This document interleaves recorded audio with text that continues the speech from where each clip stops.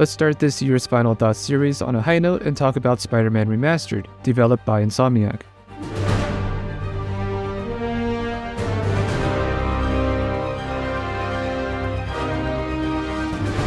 This game was also released for PC, which was the version I picked up, and included the DLC story episodes. I will mention them later in this video, but the main focus here is the base game. Just like the God of War port, this game is very well optimized with some minor hitching when you first start the game. Of course, your experience may vary, but for my build, which includes an RTX 2070, the game ran smooth and had a high frame rate. I also wanted to mention, this is the third game in a row in the series where the main character wears a mask. Just wanted to point that out. It's been a long while since we got in an open world Spider-Man game where you can swing around New York, level up, unlock and upgrade gadgets and more. Which also means we have collectibles. All units, report of a break-in. Please proceed to Madison. Kid, I can't help with crime. I'm getting a backpack.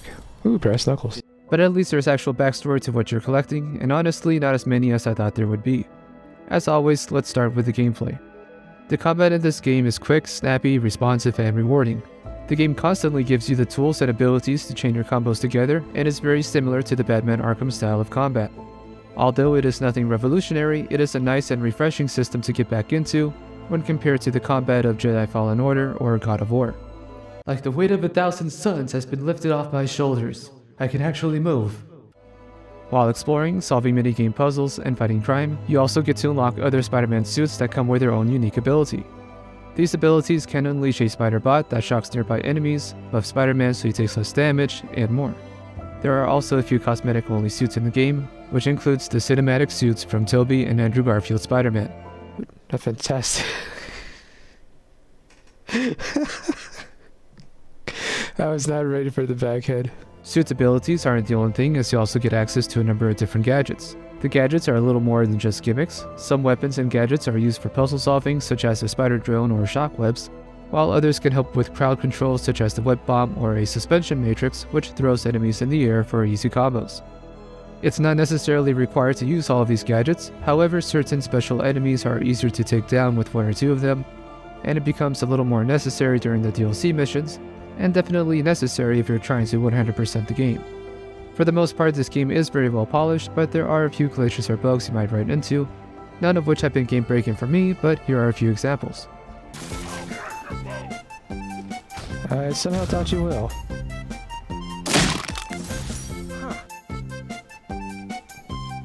I'm glitched. I'm spider glitched.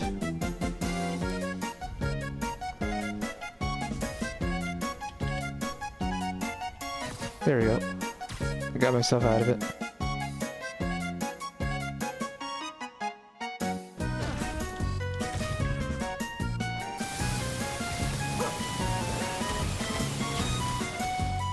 I broke something.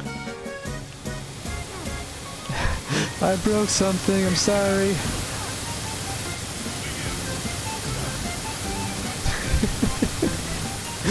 Alright. Let's get to the other side. Is it gone? It's gone. Nope, it's still there. Haha. Right? What?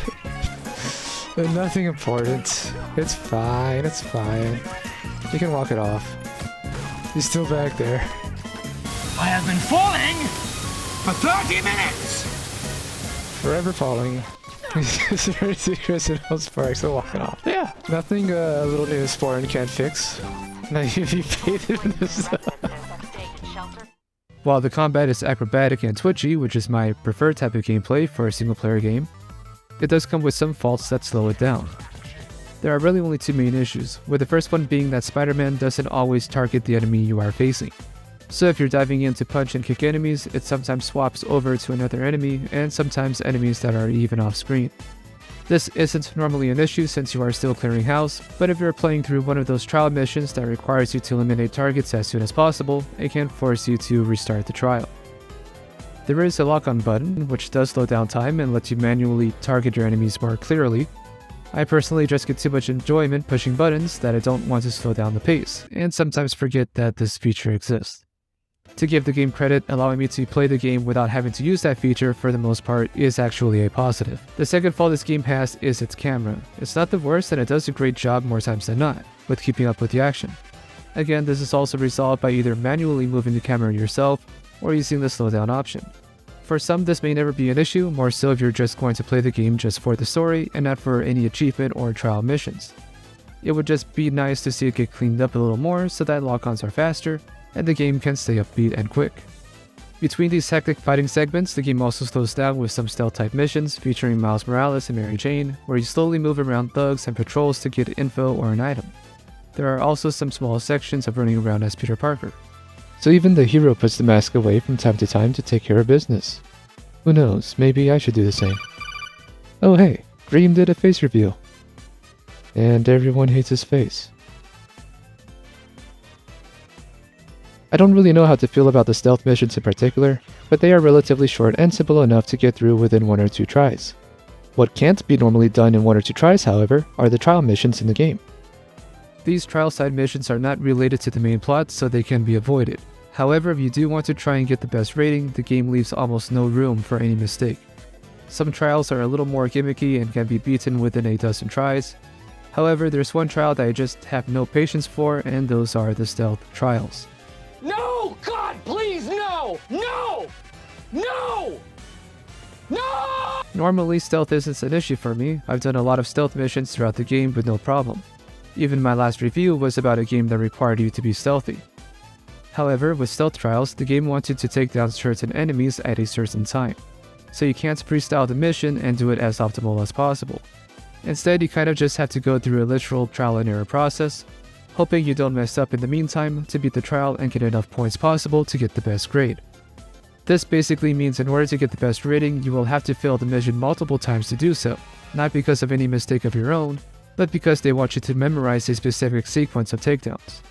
As much fun as this game is, and as big of a Spider-Man fan that I am, I just didn't want to deal with it, and so this game will also go without being 100% completed. Now that we talked about gameplay, let's talk quickly about the plot before any spoilers. The game takes place well after Spider-Man is established, so we skip past the origin story, and even J. Jonah Jameson is hosting his own podcast instead of running the Daily Bugle.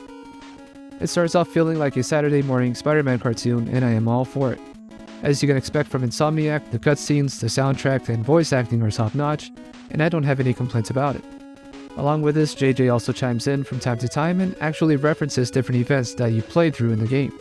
This even went as far as referencing side missions as well. It's a very nice touch and one that makes it feel like you're making a difference. The game's story is split into 2 main parts, with the first one feeling like an extended episode and the second part feeling more like an epic. It almost feels like they had 2 sets of writers to tell the entire story. The tone between these 2 halves are just that different. Now the narrative, the jokes, and so on are still present and gels well with what had happened before it, so it doesn't feel disjointed at all.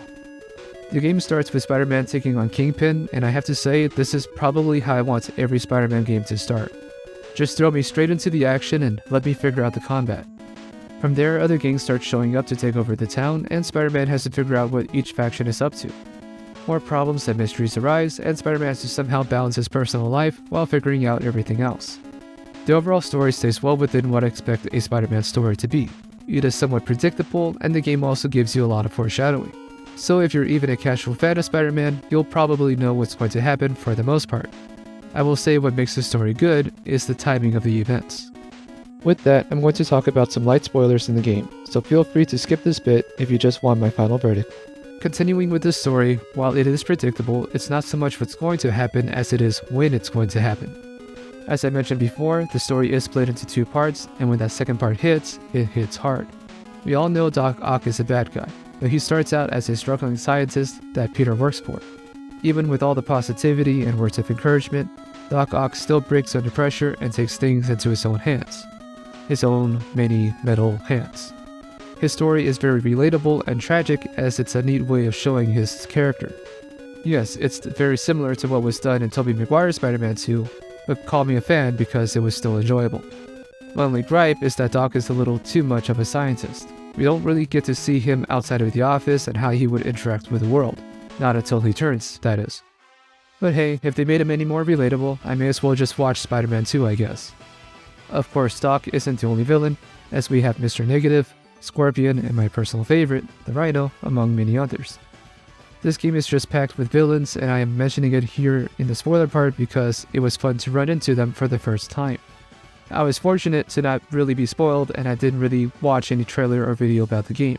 So even if it was obvious that some of these villains showed up, I didn't remember or know they were in the game. While playing through the game, I kept trying to look for anything that didn't make sense, and well, there's only two things that stood out to me.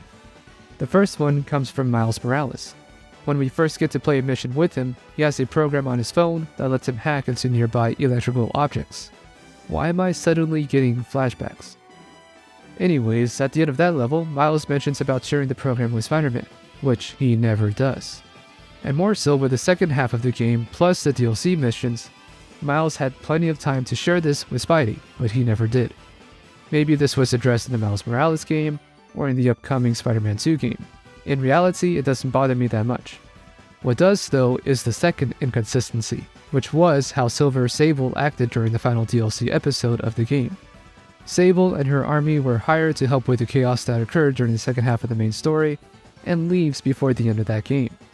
In the DLC episode, Sable shows up yet again, but this time she's ticked off at Spider-Man for her weaponry being stolen. Just for reference, this is the last time we've heard Sable before the DLC episode. Recent events give me pause. Your rescue of Osborn, despite his hatred, it affected me. I must return home, reflect on this life I choose. Dang. I think I'm actually gonna miss you and your Death Troopers. Unfortunately, my agents will stay. Though I question our work, they do not. And Osborn continues to pay. I am sorry. So close to being good news. Indeed. I will miss you and your bizarre witticisms, Spider-Man. Until we meet again. What a strange, violent lady. And this is what she says during the DLC episode. You are supposed to be the protector of this city. And yet you have allowed this hammerhead to steal all of my weapons and supplies. I didn't allow anything. I'm trying to stop him from stealing your stuff. Then you are failing. Badly. Oh, that hurts. But you're not wrong. I feel this was just to make her an enemy or a temporary enemy for the sake of drama. And needless drama is one thing that really gets on my nerves. During the main game, it really did feel like Silver was going to change for the better. But then in the DLC, she reverted back to being angry and distant with Spider-Man for seemingly no reason. When it comes to the DLC episodes, they're fun to play through and add special enemy types that are easier to take down with certain gadgets. While the stories in the DLC are basic, they do end rather quickly, but the gameplay and added complexity of the henchmen makes them enjoyable. Spider-Man Remastered is just about everything I could expect from a modern Spider-Man game, from its speedy and rewarding combat and gameplay, to the story that hits harder than you may expect. The game is a blast that is well worth playing for any fan of Spider-Man.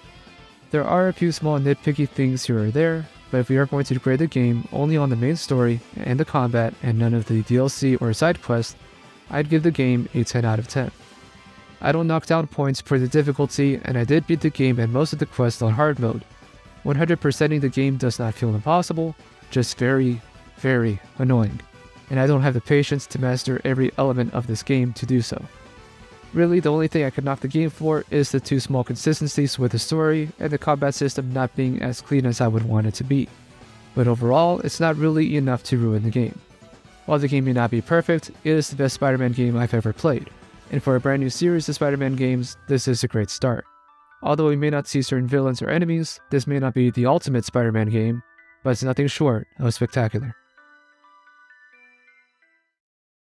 If you got this far in the video, please consider giving the video a like and subscribing. Let me know what you guys think about Spider-Man Remastered and what did you like or not like about it. Let me know in the comments below, and until then, I am Mr. Rain, and I will see you guys next time.